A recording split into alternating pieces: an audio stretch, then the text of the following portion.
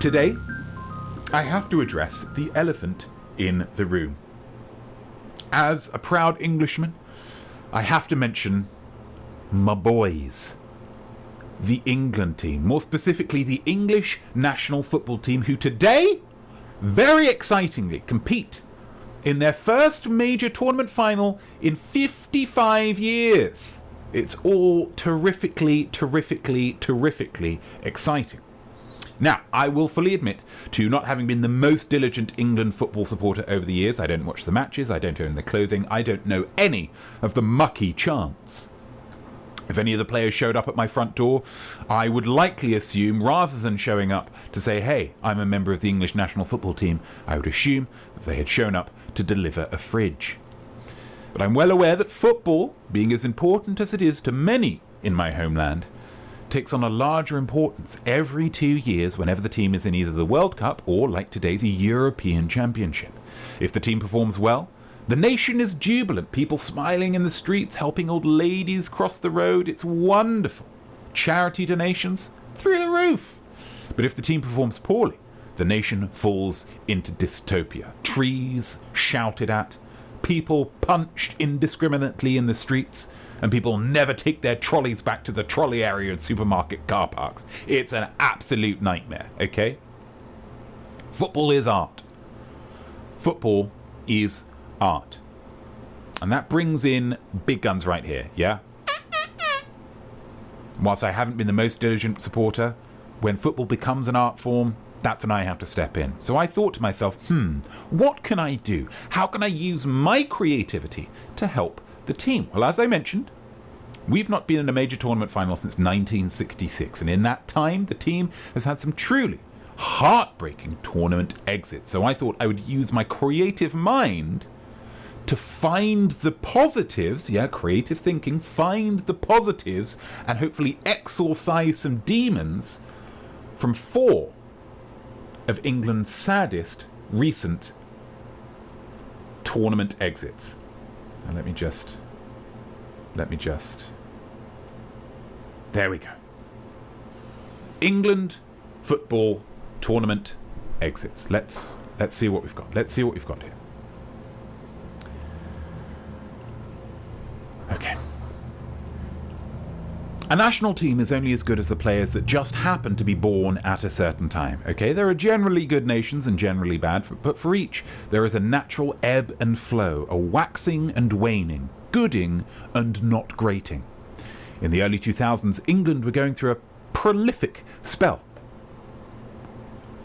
From this is all about South Africa 2010. I should have pointed that out. This is the exit that we're talking about. But these are some of the guys. Names like David Beckham, Frank Lampard, John Terry, Steven Gerrard, Wayne Rooney, Ashley Cole, and according to this photo, Joe Cole, stand among some of the all-time greats, according to a listicle that I read on BuzzFeed. Now, with all of these world-class players playing together at the same time, how could we fail to light the world on fire with our outstanding football playing? But let's not forget, guys, with great power comes great expectations. And expectations carry with them the potential for absurd levels of sadness. And nobody wants that. The solution?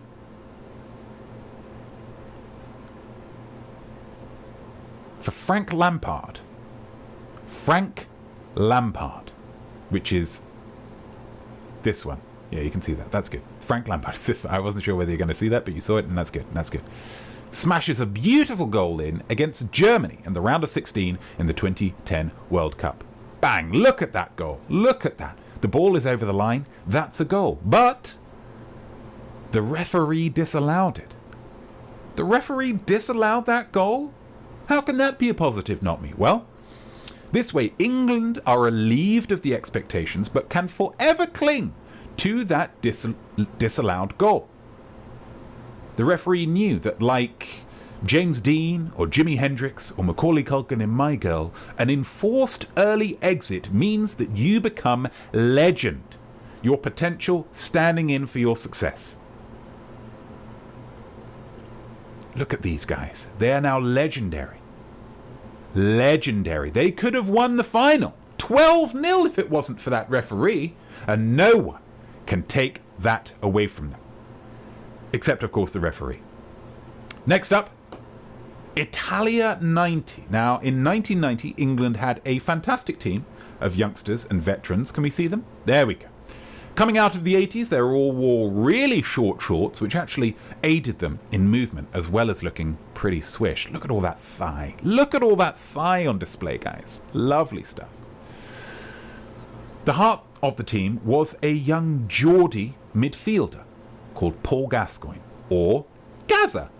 Now, Gazza played well on the pitch and was the life and soul of the party off the pitch, keeping spirits up all throughout the campaign in Italy. Look at him. He's got cake on his face.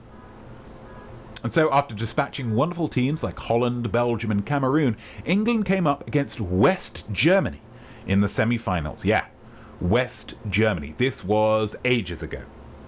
During the crackerjack match, Gazza went in for a rather rash challenge on a German and picked up a yellow card. Now that yellow card, that warning, meant that he would be suspended for his next England match. And of course, this being the semi-final, the next match would be the final. And Gazza, he cried. Oh, he cried like a little baby. So heartbroken was he to miss the World Cup final that the team was almost certainly heading towards because, like I say, they were really good. And do you know what the England team did? They said, hey, if Gazza's not playing, we don't even want to make the final. And so they deliberately lost the resultant penalty shootout in the spirit of that team's solidarity. I mean, what a great bunch of lads, guys. What a great bunch of lads. Next up, France 98, Portugal 04. What links these two? What links these two? This chap, David Beckham. David Beckham is one of the most recognisable footballers in the entire world, known as much for his celebrity friends and handsomeness as his football. He is an icon and was one of the longest-serving stalwarts of the golden generation, late 90s, early 2000s England team. He scored many goals, passed many passes. He was an absolute flippin' hero, except sometimes. In 1998, in the World Cup quarter-finals against Argentina, he kicked a player and got sent off, forcing the rest of the team to play on as 10 men and eventually lose. In 2004, he missed 3 penalties across the European Championship tournament, including one in the penalty shootout against Portugal, which England then went on to lose. Now, for some, these are stories of heartbreak. I mean, not least for David Beckham himself. But for some of us, these failures bring hope. It's easy to look at David Beckham as some kind of pinnacle of the male achievement. He sired several children. He's donated millions of dollars to charity. He married a Spice Girl, for flip's sake. But in this, he gave a gift to me, to you, to everyone. And I don't know about you guys, but I've never knocked my country out of a major sporting tournament. And in this way, I'm better than David Beckham. Cheers, Dave. And finally, we've got Euro 96. England was abuzz in 96 with anticipation. We had a great team of players, a great manager in Essex wide boy Terry Venables. Princess Diana was still alive, and for the first time since 1966, when we won the World Cup and the country as a whole reached its zenith, we had home advantage for the tournament. I mean, who wouldn't play better when the entire stadium, minus a few, are singing, "Come on England, come on England," or the new hit made specifically for this tournament, Three Lions. The song that it is nearly ubiquitous, even today, was fresh and new in 1996. What could possibly stand in our way? Well, as ever, it was penalties. We made it to the semi-finals again, and again faced Germany, now even more dangerous. More dangerous than 1990, because since 1990 they had reformed with the east of Germany, like some kind of Teutonic Voltron. And who would miss the fateful final penalty that would send us crashing out? Well, thanks to, I believe, the hand of fate. It was Gareth Southgate, current England manager.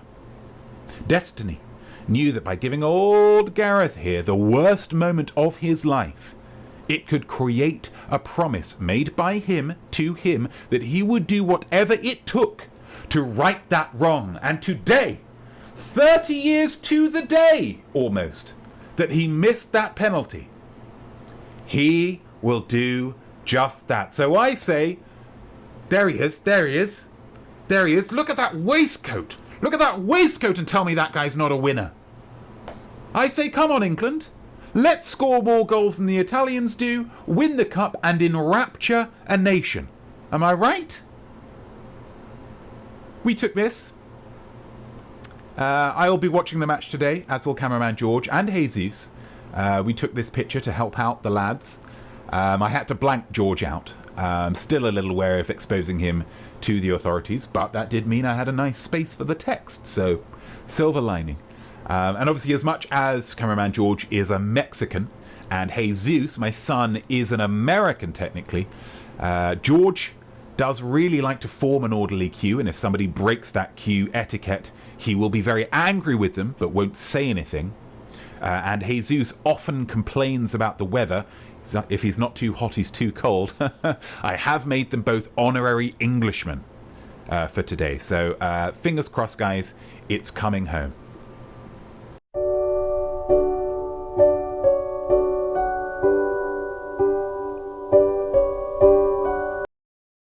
You just watched a highlight from the Most Week show. Congratulations. If you're still hungry for more, there's a playlist to my left with every single episode on it. But if you want to experience the show in the way that God and I intended, you're going to have to watch it live. Twitch.tv/iamnotme, iamart, most Sundays. Like the name, it's clever. You're going to enjoy